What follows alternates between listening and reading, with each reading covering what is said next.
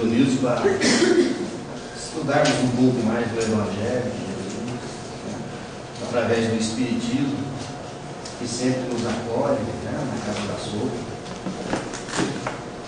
E o importante é que viemos, Cada um traz consigo, talvez, uma curiosidade, um problema em casa, no trabalho, a falta de paz, porque nós vivemos na Terra, um planeta difícil, conturbado, ninguém escapa, ninguém é totalmente feliz, não precisa de ouvir, de ver, de assistir, e através do Espiritismo, essa doutrina que Jesus enviou à Terra, que temos essa grata satisfação de até aprender um pouco mais da nossa fé, a fé raciocinada. Lembramos que a casa é aberta a todos, outros tipos de reuniões, estudos mais avançados, fica aí o convite a quem desejar. Na quinta-feira, o Livro dos Espíritos. No sábado, chamamos de Êxodo, estudo sistematizado do doutrina espírita. No domingo, o Livro dos Médiuns, pela parte da manhã.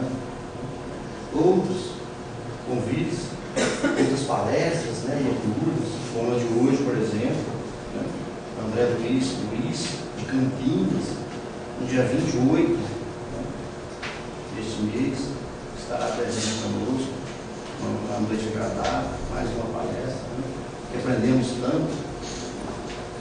Lembramos também que logo após a palestra será sorteado alguns livros, tão importantes para nós, para a nossa família, a leitura, ao sangue em casa, levando o Evangelho até em casa. Muito importante. Só deixarmos uma horinha na nossa vida dentro da casa de estudo, e acharmos que já estamos prontos para a doutrina, sempre o Evangelho no ar, a importância que tem, viu? Os livros estão aí, serão sorteados logo após a palestra. Também, após a palestra, o trabalho de passe para aqueles que desejarem, mantendo o silêncio, a concentração, toda a energia absorvida com as palavras do palestrante, para recebermos um passe ao sangue, equilibrante.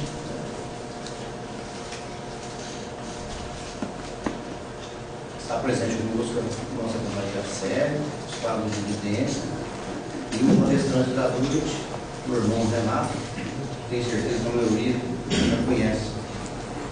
Eu chamo ele de Renato.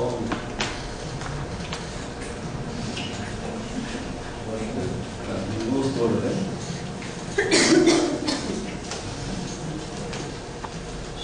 Vamos elevar o pensamento a Deus, já que deixamos nossos lares, alguns deixaram até o trabalho, a família, os afazeres domésticos, e viemos. Então vamos agradecer. Nada melhor que iniciarmos com um agradecimento a Deus pela nossa presença, nosso calor humano, todos reunidos num pensamento só, uma vontade só de melhora, de ânimo. Vamos agradecer a Deus. Pai, que está no céu, o Senhor nos vê, nos sente, é neste momento de alegria, porque viemos, Senhor, ouvir as palavras que tantos nos traz equilíbrio. É através de Jesus que estivemos presentes no dia de hoje e agora, neste instante, nesta noite de alegria, presentes também nesta casa de oração, Senhor, ligados ao plano maior e agradecidos por este momento de glória. Pedimos que envie até nós o que for de positivo, para que os nossos ouvidos, Senhor, se abram ao entendimento, para que o nosso corpo físico e espiritual se equilibre e possamos sair daqui melhor do que quando viemos. assim seja. Nosso companheiro Renato, para continuidade.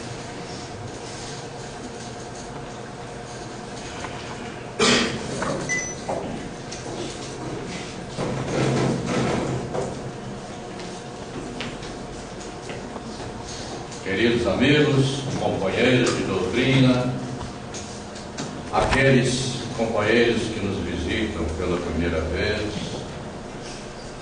sejam todos bem-vindos e vamos aproveitar estes breves minutos para entabularmos uma conversa, para bem dizer um monólogo, que eu vou falar, vocês vão ouvir. E é interessante que saber ouvir é tão importante quanto saber falar. Ouvir requer aquela educação, aquela atenção para aquele que está falando. E isto é bom numa casa que nos recebe de braços abertos, porque todos nós aqui, irmanados num único desejo de aprender, de passar a vocês as mensagens alusivas ao Evangelho, torna-se uma responsabilidade muito grande.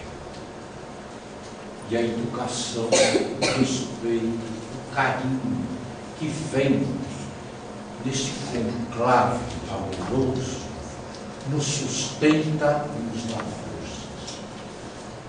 E toda mensagem que é dita, seja numa casa espírita ou numa igreja católica, ou numa igreja pentecostal, aonde quer que seja o Evangelho, notícias da boa nova de Jesus, deve dizer sempre mais alto nos nossos sentimentos e nos nossos corações, porque faz parte da nossa própria vida.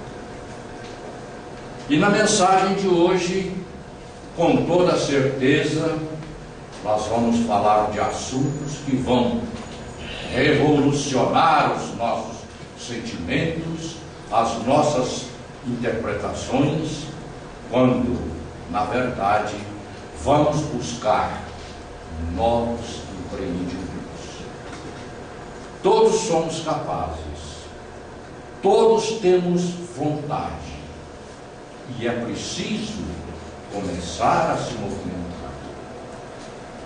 A humanidade está caminhando muito devagar em relação aos ensinamentos espirituais. E nós que estamos tendo a oportunidade de aprender, de vivenciar, de participar, precisamos, sobretudo, exemplificar. E hoje nós vamos falar de uma parábola que nos chama muito a atenção pelos seus ensinamentos filosóficos, morais e espirituais. Como todo ensinamento de Jesus, todos eles se voltavam para deixar essa materialidade a que estamos acostumados, para partir para novos rumos, novas buscas, novas caminhadas. O reino dos céus, tão falado e tão decantado pelo nosso mestre. Nós vamos abrir o nosso trabalho, que é descrito essa parábola nos 3 evangelhos, Mateus, Marcos e Lucas. Cada um começa de um jeito, de uma forma, mas em síntese todos os 3 convergem para o mesmo pensamento. São características próprias de escritores diferentes. Assim como nós entendemos essas parábolas da forma que necessitamos, assim também foi escrito. Mateus, Marcos e Lucas tiveram as suas fontes de inspiração, tiveram as suas fontes aonde foram buscar aqueles conhecimentos 70 anos, 50 anos depois da partida de Jesus. Então cada um aproveitou o ensejo dos momentos em que lhe foram confiados aqueles ensinamentos. E eles transcreveram, e nós aproveitamos e pegamos o de Mateus. Aí nós vemos o mestre olhando para o infinito como se estivesse olhando para todos nós, talvez pedindo a Deus que nos proteja, que ilumine os nossos corações, os nossos sentimentos, buscando soluções para os problemas da humanidade. E o que é uma parábola? A palavra portuguesa parábola vem diretamente do grego parabolê, significando por ao lado de, com o sentido de comparar, a fim de servir especificamente como uma ilustração de alguma verdade ou ensino. Então a parábola faz uma comparação de um fato, quando a gente joga aquele fato para entender outro. É muito comum a gente usar essas expressões, né? E Jesus usava da parábola porque ele não podia, naquela época, naqueles dias conturbados de 2000 anos atrás, falar talvez o português claro, aonde as pessoas entendessem literalmente e espiritualmente a sua mensagem espiritual. Então ele falava por termos, rodeando, dando a cada situação aquela comparação. Vamos ver que ele usava muita palavra ovelha, rebanho, filho, profetas e outras palavras que se encaixavam naquele assunto para aquele povo que ele queria se dirigir naquele momento. Quantas vezes ele usou a rede, o pescador, quantas vezes ele usou palavras que identificavam o povo daquele lugar aonde ele estava dirigindo seus ensinamentos. A figura do semeador. Foi semeando os grãos, olha, e aí nós temos a parábola descrita. Saiu o semeador a semear a sua semente, e quando semeava, uma parte caiu à beira do caminho, foi pisada e as aves dos céus a comeram. Outra caiu sobre a pedra, e tendo crescido, secou, porque não havia umidade. Outra parte dessa semente caiu no meio dos espinhos, e com ela cresceram os espinhos e sufocaram. E outra parte caiu na boa terra, e tendo crescido, deu fruto a 100 por 1. Dizendo isto, clamou: quem tem ouvidos para ouvir, ouça. Os seus discípulos perguntaram-lhe o que significava esta parábola. Respondeu-lhe Jesus: a vós vos é dado conhecer os mistérios do reino de Deus, mas aos outros se lhes fala por parábolas, para que vendo não vejam e ouvindo não entendam. É interessante a gente observar como que ele usa ali 3, 4 elementos que representam o mesmo solo aonde foram jogadas as sementes.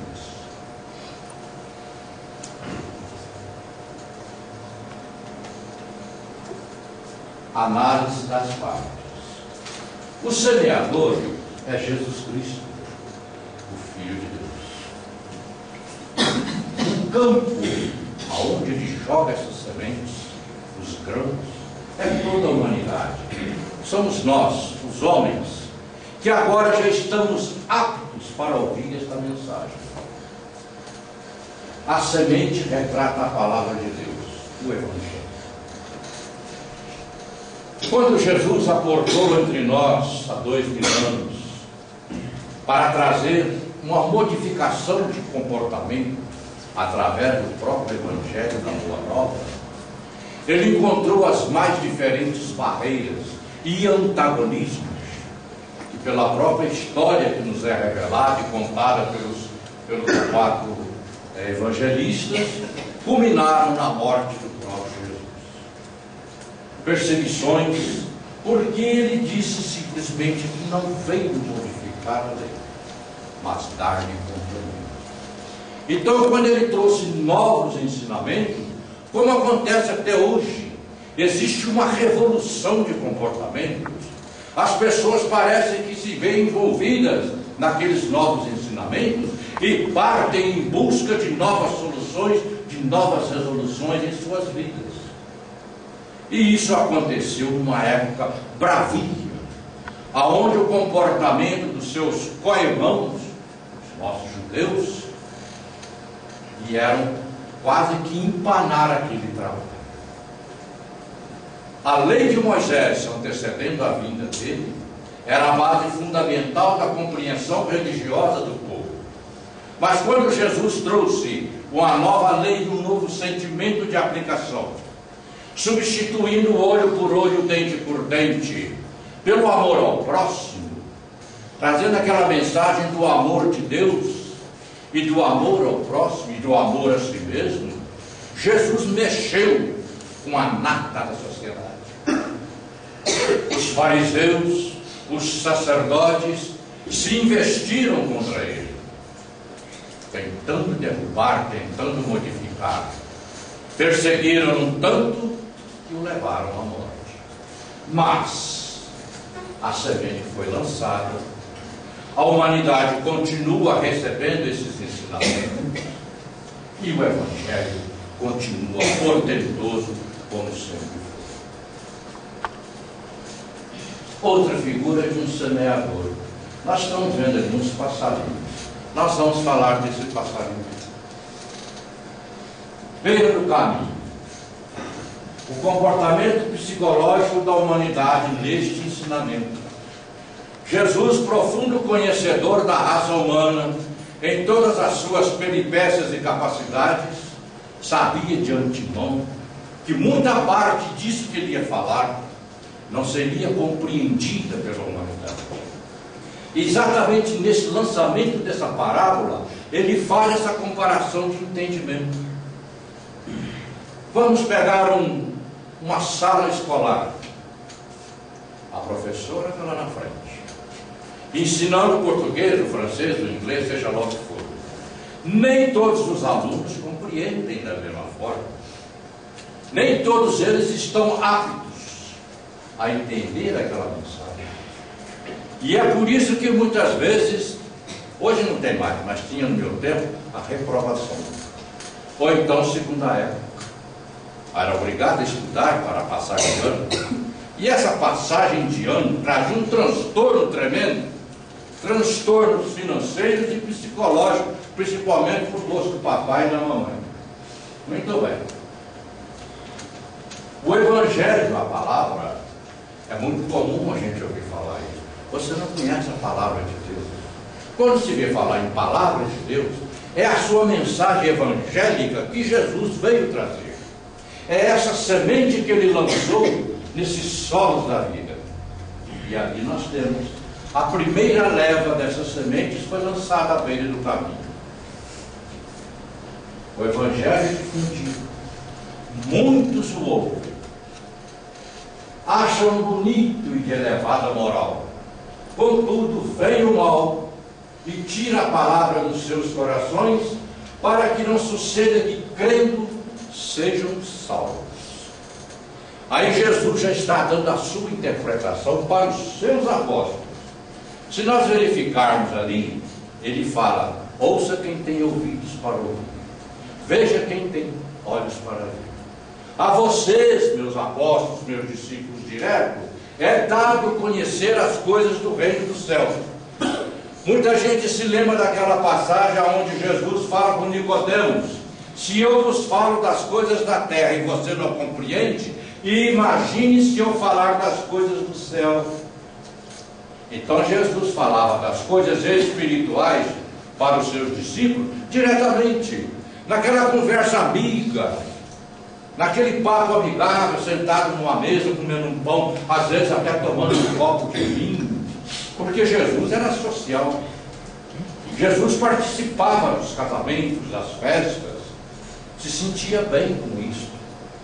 Então ele falou que essa primeira parte de pessoas, que é uma parte da humanidade, talvez a maioria, ouve o Evangelho.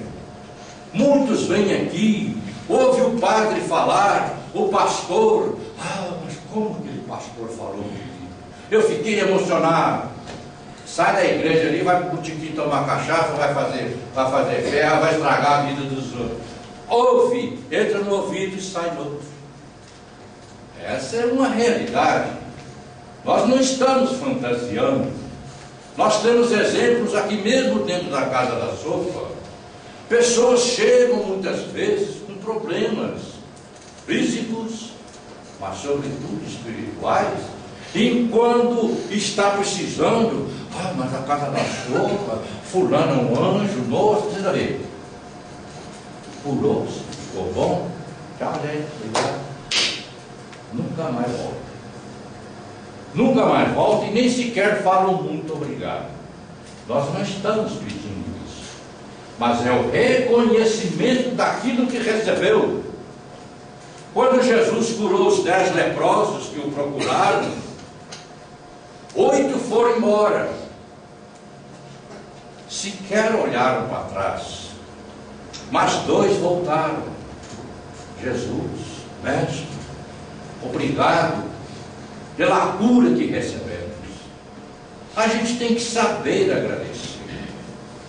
Assim como a gente sabe pedir, toda hora nós estamos, meu Deus me ajude, meu Deus me ajude. Deus ajuda-nos a todo momento.